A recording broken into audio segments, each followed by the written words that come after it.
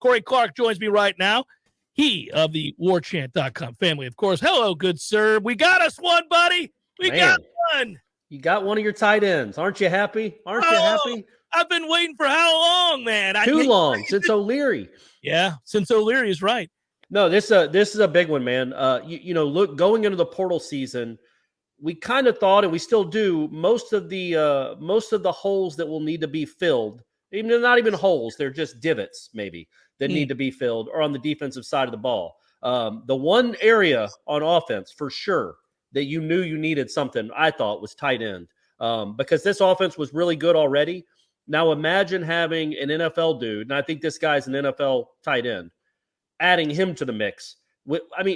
Norvell designs so many wide open plays for tight ends. Yep. It's unbelievable.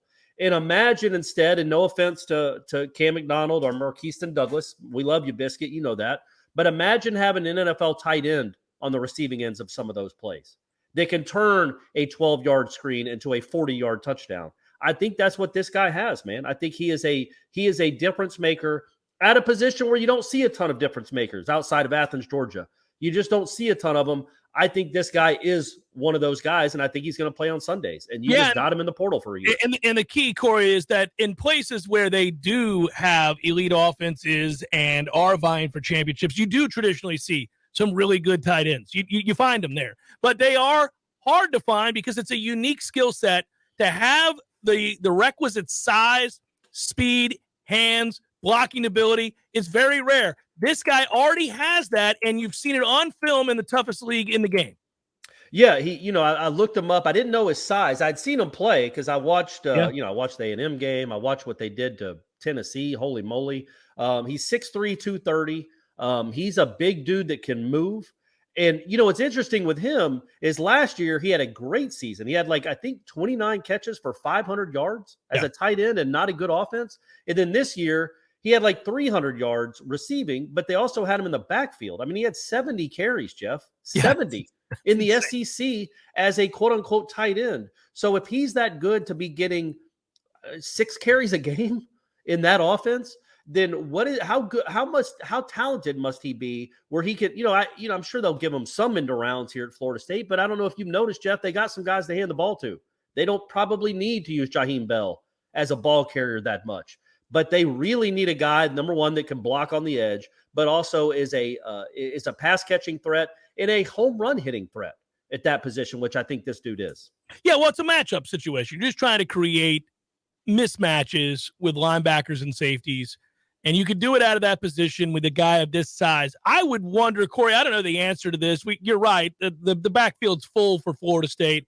But we do talk about the need to be tougher in short yardage situations, the need to be tougher in goal line situations. I don't know, without watching him as a runner consistently, whether he'll be that guy. I know they had to use Lundy in that situation, but now you have a guy who's done it to the tune of 70 carries. I imagine those were situations in which they were trying to bang out a yard or two. Yeah, but he also would do some end arounds, man. And again, we're talking about the SEC. All hail the SEC, right? But we're talking about the SEC, and he's running end arounds in those games. That's the kind of athlete you're talking about. But yeah, he's obviously adept at carrying the ball. And when you get in short yardage, maybe when you're in the goal line, you don't have a linebacker that gets 2 touches a game, 2 touches a season, trying to score a touchdown against LSU or whatnot. You have a guy that's had 100 touches in his career, 150 touches in his career, trying to do that. It just, man, you talked about, you called him a Swiss Army knife. That's a really good phrase for him, because that's exactly true. He can line up in a number of different ways for you. He also might be a guy that can go make those tough catches in the end zone. But either way, you have one of the best offenses in the United States. And I think we would both agree that if you had a deficiency, it was probably a playmaking tight end. And you just got that now. So, again, going into next season, I know we still got a game left. Here at Warchant, we don't look ahead. We concentrate solely on Oklahoma.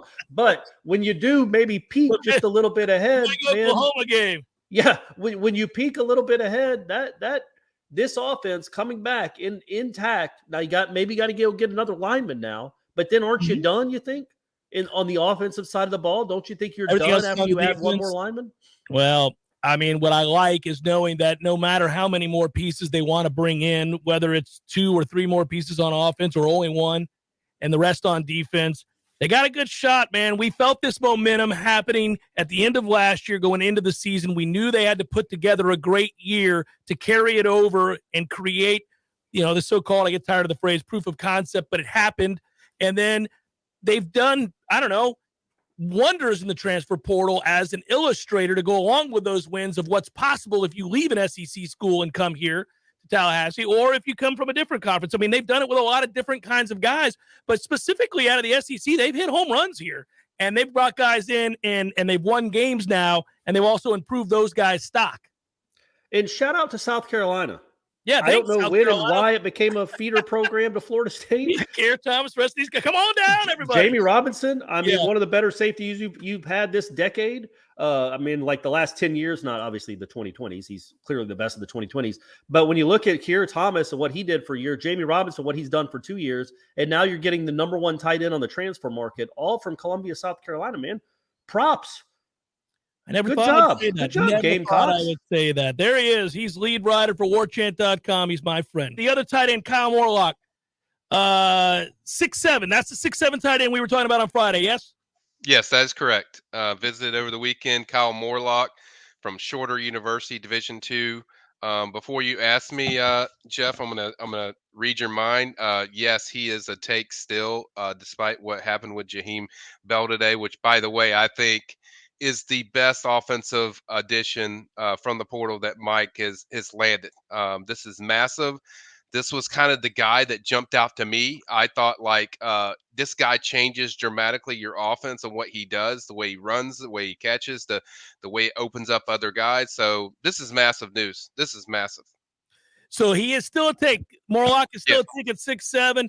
And then you heard Corey and I think you were in the green room there. You heard Corey and I talking. Is that it on offense, or are we looking at specifically an offensive lineman that you have in mind, or more than that on that side of the ball? I think they still want 2 or 3 offensive linemen. As far as receivers, not likely. I think they feel good about what they have, and if they add a receiver, it's going to be high school. But I think from the offense, it's really just the offensive line. After that, I think they want to add 2 or 3 guys, mostly interior, as we talked about on Friday, Jeff. Mm-hmm. I think it's interior guys. They want guards. They want centers.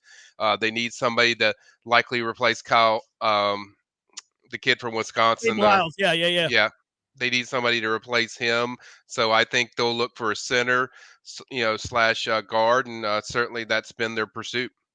I asked Tom this earlier. I know you guys did the Smash together. For those that missed it, go back and watch Michael and Tom talking last night on the Sunday Smash. Really curious. The total that we're looking for in the transfer portal, I think Tom and I mentioned it was somewhere between 7 and 9 players. Do you think it could go over that, or do you think that's about right? I think it could go a little under, depending on who returns. If somebody say a Verse or a Lovett returns, well, it's going to knock you down, because if you got Verse, you're not going to likely take another defensive end. And then if Verse doesn't return, I think they'll add a defensive end. The same thing with defensive tackle. They likely could add another guy regardless, whether, favorite returns or not, but that really dictates kind of what that number is. It might drop down to 1 or 2, but I think that number's pretty accurate. And they're looking at a safety, of course, right? They got to be. Yeah. Yes. Do you think that we're going to hear anything from a safety in the near future here? Well, they had we have to see some guys getting on campus first, but right. But as far as from the portal, but I definitely, they had a kid on the campus this weekend, Conrad Hussey. He's a 4-star high school kid from Aquinas that is certainly coming in, that came in for a visit, grew up an FSU fan, so that's kind of their main target. But I definitely think they would like to get a safety from high school and a safety in the portal. So that's definitely their focus as far as bringing one in. But right now, there hasn't been one that's visited. But I think they're working on that as far as this week, visiting a lot of kids, because practice not coming and all that stuff. So with practice done and seeing the coaches on the road, I think they're going to have a lot of options of guys they look at throughout the week at the safety position. Always appreciate it, Michael. Keep it working for us. Appreciate you, and we'll bring back on in the next big name that commits, which could be in an hour. Who knows? Thank you, guys. All right, take care. Michael Langston, obviously, you can read all of his stuff on warchant.com. He is on top of it for recruiting. We've got it.